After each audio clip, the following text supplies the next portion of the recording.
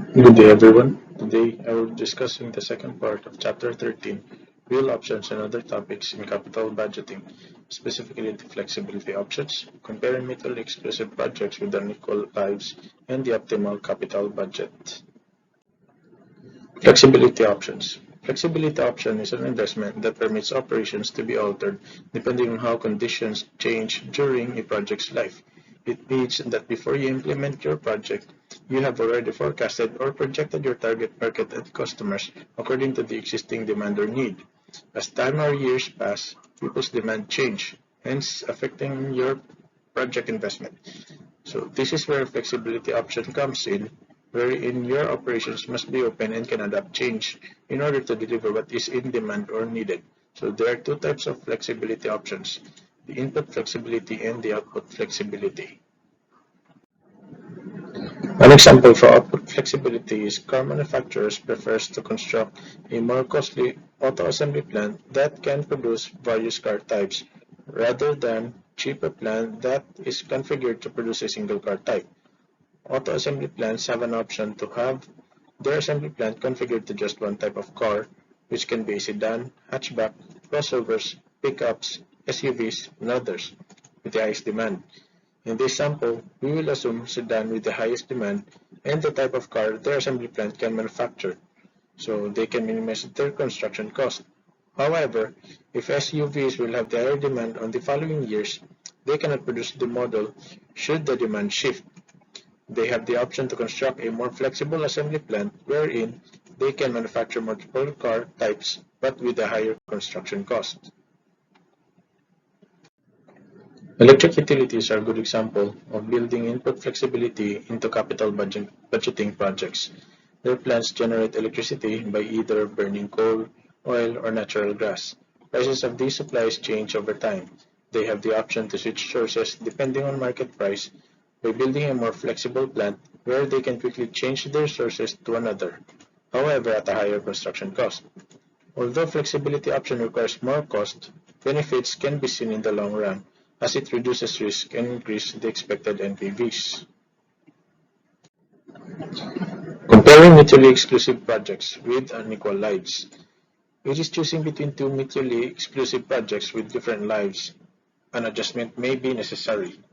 An example is suppose BQC company plans to modernize their distribution center choosing between conveyor system named as Project C and a fleet of forklift trucks named as Project F.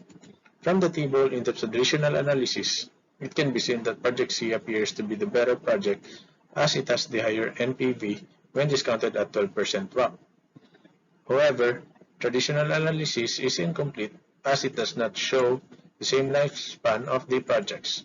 So there are two methods for making the adjustment, the replacement chain or common life approach or the equivalent annual annuities. Replacement chain or common life approach is a method of comparing projects with unequal lives that assumes that each project can be repeated as many times as necessary to reach a common lifespan. The NPVs over this lifespan are then compared and the project with the higher common life NPV is chosen. As shown in the table, Project C shows no change from the traditional analysis. However, there is an opportunity seen that Project F can be repeated on year 3 to be able to have a comparable lifespan with Project C. Therefore, it can be realized that Project F is the better project as it has the higher NPV comparing both having the common lifespan. Equivalent annual annuities method is a method that calculates the annual payments a project could provide if it were an annuity. When comparing projects with unequal lives, the one with the higher equivalent annual annuity should be chosen. This method was developed by electrical engineers comparing low-cost equipment with short lives and high-cost equipment with long life. Solving for EAA, you can use the formula AAA is equal to R times NPV all over 1 minus 1 plus R raised to negative n, where R is equal to 12%. NPV is solved in traditional analysis is 6,491 for Project C and 5,155 for Project F. And our N will be 6 for Project C while 3 for Project F. Solving for EAA, Project F shows that it has higher equal cash inflow as compared to Project C. The optimal capital budget.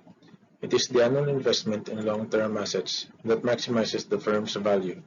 The total capital budget must be forecasted for planning purposes because the amount of capital raised affects the WACC and thus influences the project's NPV.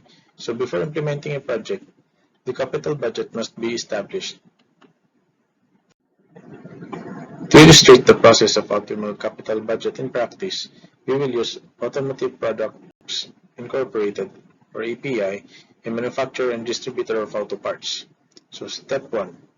The company's treasurer obtains an estimate of the firm's overall composite WACC, with their projects having roughly similar from year to year in terms of their risk.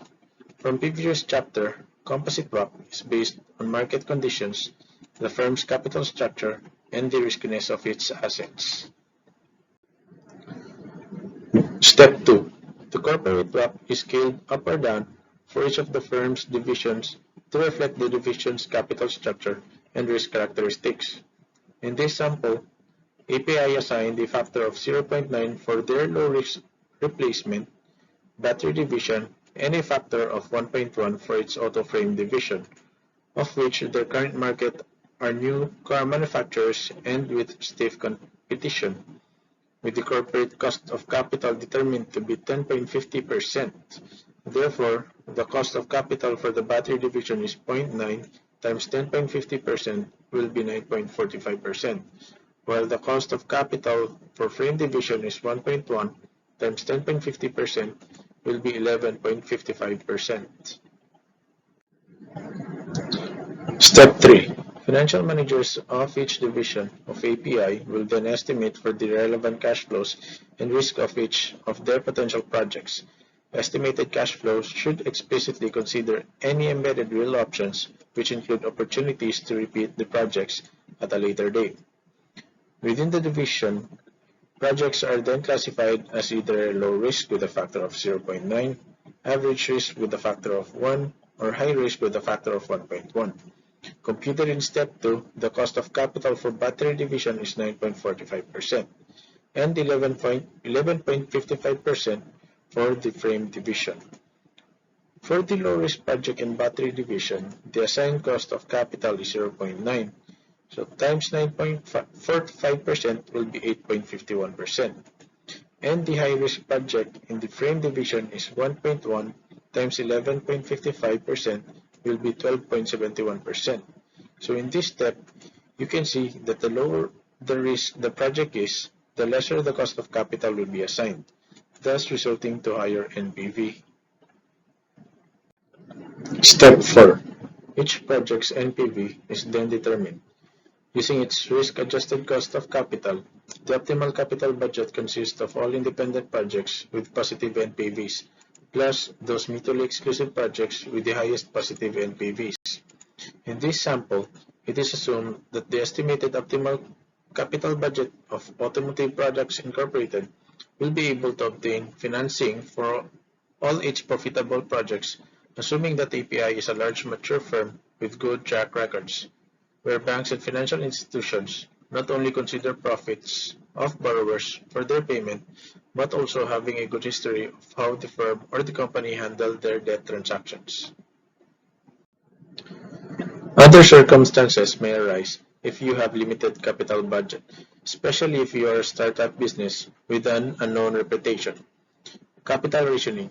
It is the situation in which a firm can raise only a specified limited amount of capital regardless of how many good projects it has, usually experienced by new and small firms with doubtful records having difficulty in raising their capital. In such situations where capital is limited, it is best that it will be used the most efficient way to maximize the firm's NPV. Procedures discussed in this section is not necessarily to be implemented, but it serves as a guide on what the firm should think carefully about. So, for each division's relative risk of each project with the division, within the division, and relationship between the total amount of capital raised and the cost of that capital. So that ends my report. I hope you learned something. Thank you.